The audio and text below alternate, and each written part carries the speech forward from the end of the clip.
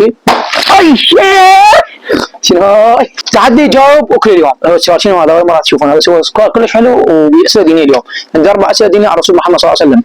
السؤال الاول راح نحكي وياكم، بس قبل ما نبدا الفيديو لا تنسوا لكم متابعه تستمر ان شاء الله وياكم. واذا ما جبت السؤال راح بنقصنا موجود، راح اطق النفاقه هاي فوق راسي. فايش حكي هذا اذا خسرت. فيا شباب ايش راح نسوي؟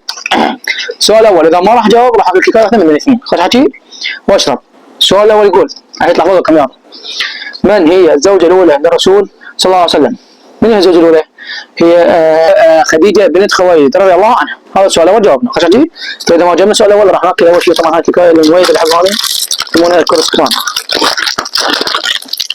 لما نبطل والله خل نجاوب هذا. ما شلون نسوي هذا السؤال؟ هذا بنانا شوفوها. نقول بسم الله. شوف الكريم قدام حبايب. جاوبوا كل.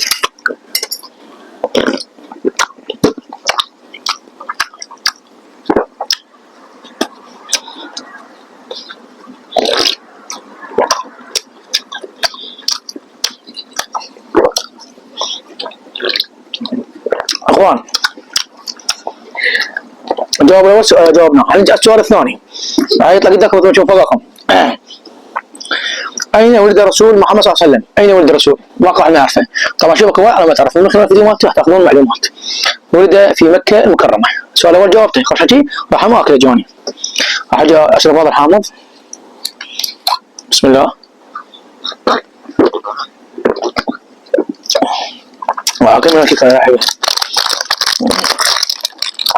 طبعا كلش طيب هاي طعم الجوز شباب. الحمد لله. بسم الله.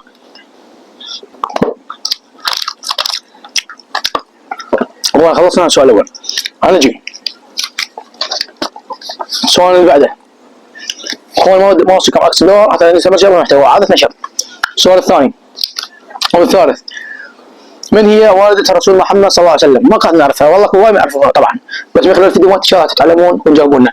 فاذا عجبكم الفيديو تسوون بالله. هي آمنة بنت وهب. من هي؟ آمنة بنت وهب. مثل ما شوف قدامكم طلع السؤال وطلع الجواب. فراح نحن نضرب لنا حكايه، نضرب نهايه. طيب هاي طبعا يا اخوان شوفوا هاي تستاهل والله. بسم الله.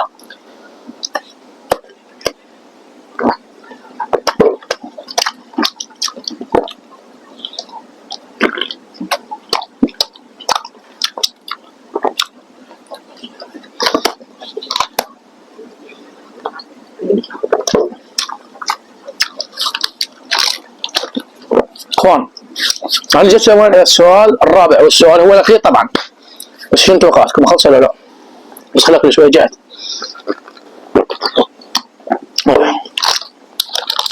طبعا السؤال الاخير شويه صعب انا اقول لكم. انا اعرف جواب بس حل كمان لكم.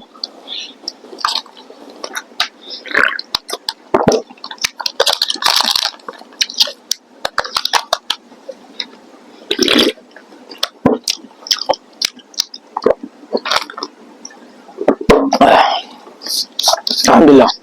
السؤال الأخير يقول الحمد لله أو السؤال الرابع. عندنا السؤال الرابع: كم عدد أزواج النبي محمد صلى الله عليه وسلم؟ طبعا أنا أعرفهم مو أعرفهم، بس السؤال أخليكم تكتبوا له بالتعليقات. خذ حكي. راح طبعا كذا راح أحصل بالسؤال هذا، فراح شو أسوي؟ أعطيك النفاقة فوق راسي، باعتبار أنا ما جاوبت هذا السؤال. خذ حكي راح تكتبوا أنتم بالتعليقات. فأنا هنا طبعا خسرت، أعطيك النفاقة فوق راسي. أي شيء شنو هاي شيء. اخوان وصلنا ان شاء الله نختم هذا الفيديو. انا اجيكم فيديو تسلم لكم متابعه تستمر ان شاء الله لكم. في امان الله.